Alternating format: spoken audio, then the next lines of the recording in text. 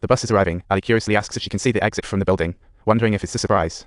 Moretti smiled and promised that the exit was right there. Ellie nodded, and the kids were as excited as if they'd just spotted candy, as if nothing had ever happened. Lingming naturally guided them, and Hunger started with a bang. Jinming's tragedy drew all the laughs and applause. Meanwhile, Ellie's gaze was glued to the door to the outside world, and her thoughts began to buzz like bees. With a smile, she stood up to turn all her emotions into fuel. Ellie burst forth like a phoenix rising from ashes. Moretti's eyes popped. A thick liquid burst out. Stan Street folks finally knew weirdos. Though they wished to escape, they were tightly controlled. Yao Ming's disguise was completely ripped away, revealing Moretti as a chilling cult leader with a calm expression. Moretti acted as if this were quite normal, announcing that the intermission was over. Let the show continue.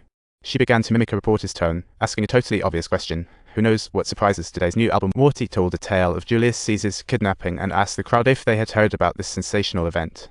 Ariel trembled and replied, "Pirates kidnapped Caesar." Moretti praised her. Great answer. Moretti then asked, "What did Caesar do next?" Ariel replied, "He brought the army home." Moretti wanted more specifics, and Ariel added, "Caesar killed all his captors. It was practically a massacre." Moretti asked, "What's the most exciting part of the story?" Her voice turned deep and clear as she recounted a scene filled with irony. These pirates thought they caught just an ordinary guy, but turns out he was a superhero. They offered a ridiculously low. Caesar was furious and demanded they raise the ransom to prove his nobility. It was practically a luxury negotiation. Moretti smiled and concluded, "What does this illustrate?" She paused dramatically. It was definitely a major plot twist.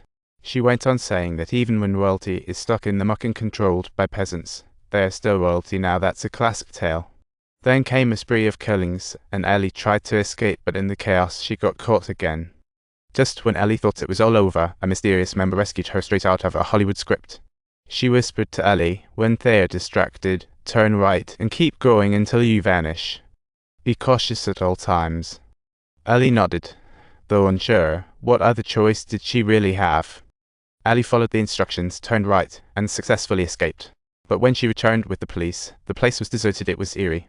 Moretti, dressed in white, calmly commented on the music, surrounded by bodies like a haunted house. The former members vanished mysteriously after that night, leaving behind an unsolved mystery. 2 years later, Ellie became a best-selling author, and her book chronicling her terrifying experiences became a cultural phenomenon. And now, Moretti is imprisoned in a high-security psychiatric hospital, still shrouded in mystery and danger. A reporter asked Ellie about her global bestseller, and she wore a complex expression, wondering what truth to reveal. Moretti's spokesperson contacted Ellie, suggesting a meeting. Despite her friend's protests, Ellie felt intrigued and agreed. She wanted to know what happened to the missing individuals, especially that member who let her go. Her heart was filled with questions. She stepped into the small room where Moretti waited, still elegant, as if the ropes binding her were irrelevant. Her voice still held that charm as she remarked, "This situation feels a bit heavy." Ellie questioned her book's label as a novel. It was actually a 320-page non-fiction piece. Moretti scoffed, "Who cares about those little details?" and smiled back. Ellie tried hard to control her emotions, not expecting guilt from her, but wished to get some answers.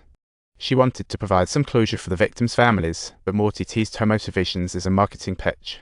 Moretti, like a solo performer on stage, began her absurd philosophy lecture, instantly captivating the audience's attention.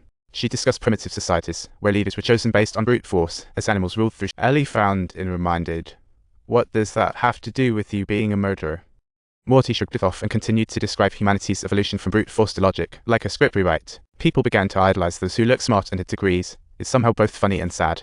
But in reality, things were a total mess with endless wars. Ellie thought it was ridiculous. Moretti confidently proclaimed that future leaders would be this brimming with creativity. How no? Viet sounded. She spoke passionately, as if standing on the threshold of a new era, like a self-proclaimed goddess of creativity. Ellie couldn't take it, interrupting, "Did you kill Sten, Clara, Bianca, Emily, Bill?"